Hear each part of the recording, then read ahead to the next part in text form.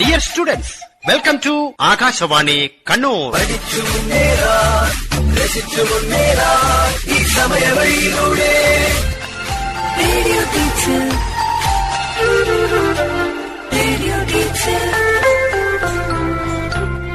ആശയം ആവിഷ്കാരം PV Prashant Kumar. Dear students, 2024 മാർച്ചിൽ SSLC പരീക്ഷ എഴുതുന്ന എല്ലാ കുട്ടികൾക്കും വിജയാശംസകൾ. ഉയർന്ന മാർക്കിലേക്ക് ആകാശവാണിയുടെ ഒരു വഴികാട്ടിയാണ് രാത്രി 8 മണിക്കുള്ള റേഡിയോ ടീച്ചർ പ്രക്ഷേപണ പരമ്പര. ശ്രദ്ധയോടെ കേട്ട് പഠിക്കുക. Okay, let us start. Radio teacher, radio teacher.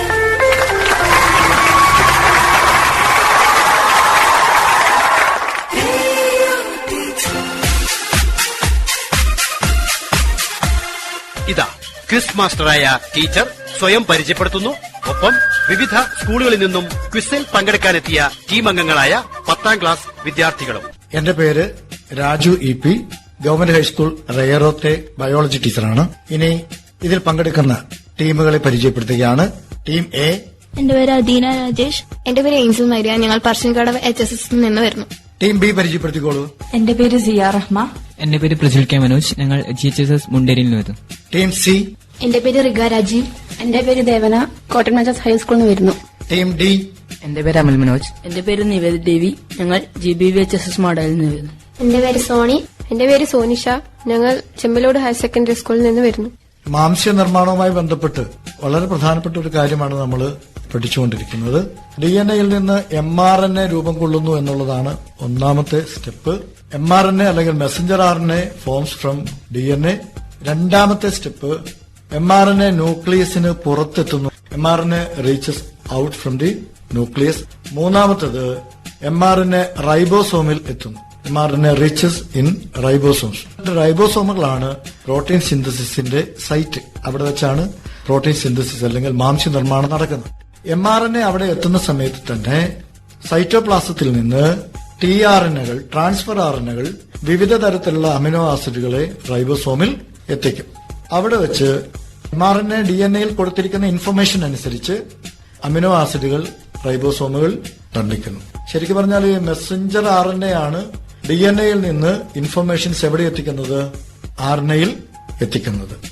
DNA-യിൽ നിന്ന് ഇൻഫർമേഷൻസ് RNA-യിൽ എത്തിക്കുന്നു. RNA DNA-യുടെ നിർദ്ദേശമനുസരിച്ച് പ്രോട്ടീൻ നിർമ്മിക്കുന്നു. അതുകൊണ്ട് നമുക്ക് ഇവിടെ ഒരു പ്രധാനപ്പെട്ട ഒരു കാര്യം പഠിക്കാനുള്ളത്, ഏത് തരത്തിലുള്ള പ്രോട്ടീൻ നിർമ്മാണം നടന്നാലും അത് ആരുടെ കൺട്രോളിലാണ്? DNA-യുടെ കൺട്രോളിലാണ്. DNA ആണ് ഇതിനെ കൺട്രോൾ ചെയ്യുന്നത്. അതുകൊണ്ടാണ് DNA ആണ് ഹെറിഡിറ്റിയുടെ കാരണമെന്ന് പറയാനുള്ള കാരണം. നമുക്ക് 4ാം റൗണ്ടിലെ ചോദ്യങ്ങളിലേക്ക് പ്രവേശിക്കാം. ടീം എയോടാണ് ആദ്യത്തെ ചോദ്യം. ഇത് DNA-യുടെ ഘടനയുമായി ബന്ധപ്പെട്ട ചോദ്യം തന്നെയാണ്. What is used to particular segments of DNA which contain the information of protein synthesis? മാംസ്യ നിർമ്മാണവുമായി ബന്ധപ്പെട്ട വിവരങ്ങൾ അടങ്ങിയിരിക്കുന്ന DNA-യുടെ പ്രത്യേക ഭാഗങ്ങളെ നമുക്ക് എന്ത് പേര് വിളിക്കാം? tRNA. അല്ല, ഉത്തരം തെറ്റാണ്. ചോദ്യം ടീം ബിയിലേക്ക് പോവുകയാണ്.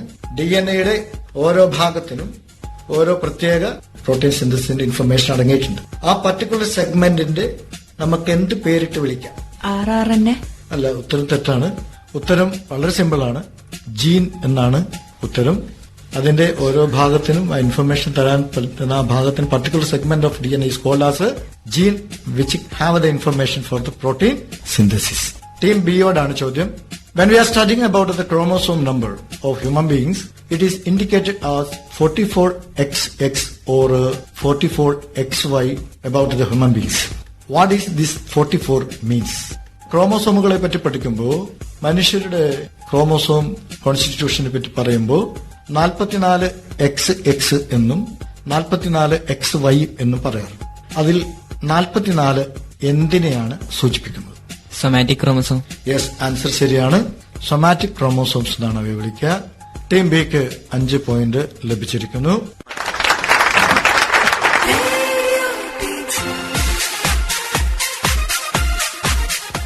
അടുത്ത ചോദ്യം ഇതും ക്രോമോസോമുകളെ പറ്റിയുള്ളതാണ്. During the initial phase of meiosis, chromosome pairs and exchange their parts.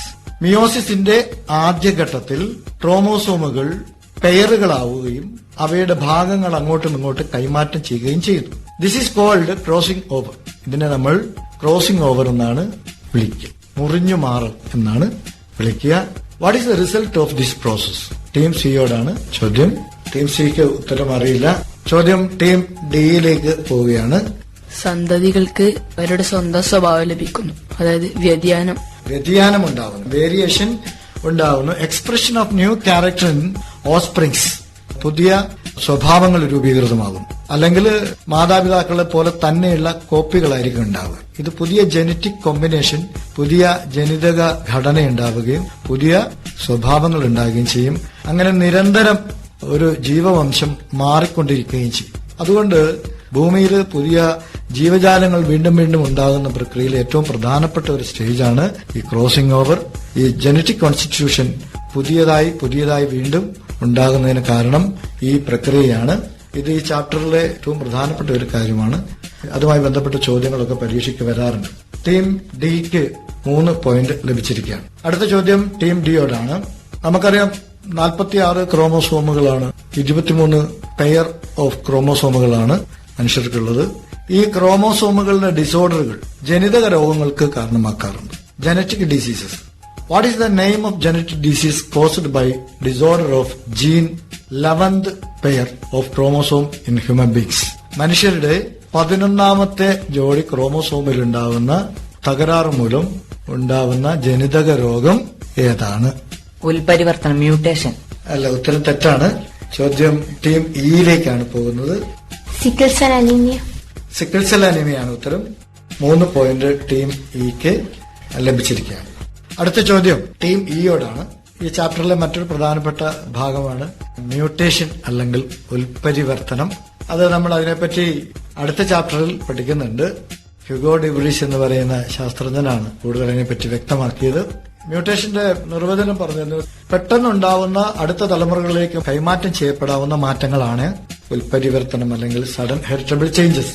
Sudden heritable changes in generations of living things are called as mutation. Which of the following reasons are not causes of mutation?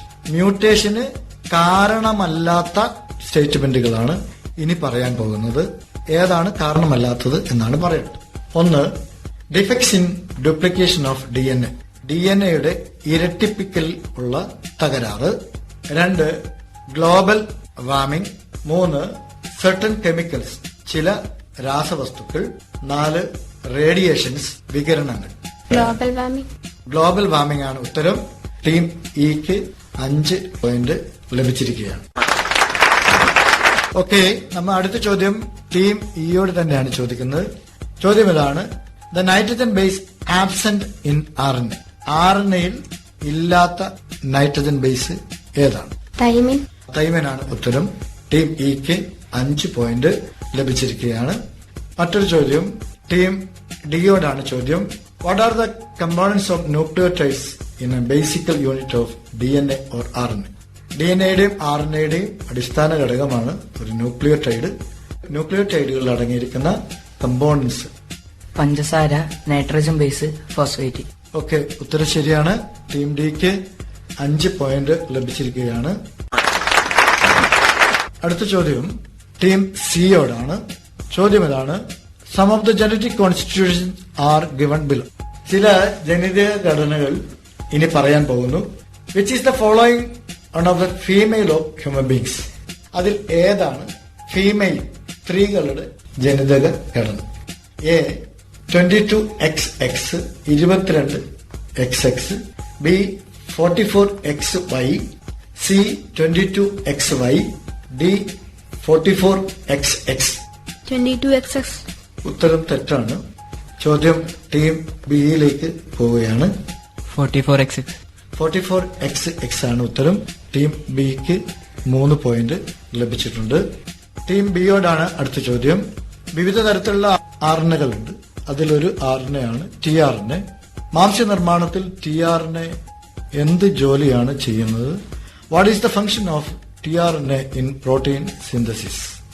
Different kinds of amino acid to ribosome. Yes, answer correct ആണ്. Brings different types of amino acids to ribosomes. റൈബോസോമുകളിലേക്ക് സൈറ്റോപ്ലാസത്തിലുള്ള വ്യത്യസ്ത തരത്തിലുള്ള amino ആസിഡുകളെ protein സിന്തസിസിന് വേണ്ടി എത്തിക്കുകയാണ് tRNA ചെയ്യുന്നത്. Team ബിക്ക് 5 point ലഭിച്ചിരിക്കുന്നു. അടുത്ത ചോദ്യം ടീം എയോടാണ്. നമുക്കറിയാം, ചർമ്മത്തിലെ നിറവ്യത്യാസത്തിന് കാരണം അതിലടങ്ങിയിരിക്കുന്ന ഒരു പിഗ്മെന്റ് പ്രോട്ടീന്റെ അളവിലുള്ള വ്യത്യാസമാണ്. ആ അളവിലുള്ള വ്യത്യാസം ആണ് വിവിധ തരത്തിലുള്ള സ്കിൻ ടോണുകൾ ഉണ്ടാക്കുന്നത്. What is the name of pigment protein imparts colour of skin in human beings? മനുഷ്യരുടെ ചർമ്മത്തിൽ നിറവ്യത്യാസത്തിന് കാരണമായിരിക്കുന്ന പിഗ്മെന്റ് പ്രോട്ടീൻ മെലാനിനാണ്. ആൻസർ ടീം എക്ക് 5 പോയിന്റ് ലഭിച്ചിരിക്കുന്നു.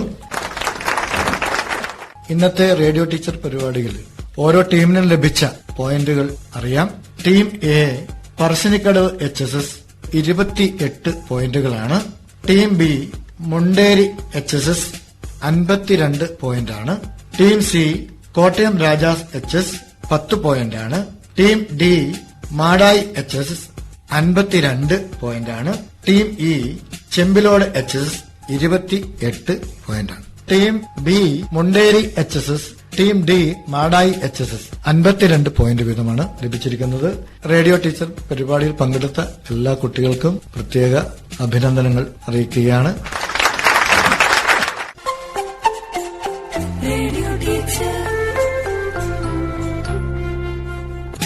നാളെ ഇതേ സമയം മലയാളം കേരള പാഠാവലി പ്രശ്നോത്തരി. അവതരണം ആകാശവാണി കണ്ണൂർ. ആശയം ആവിഷ്കാരം PV പ്രശാന്ത് കുമാർ.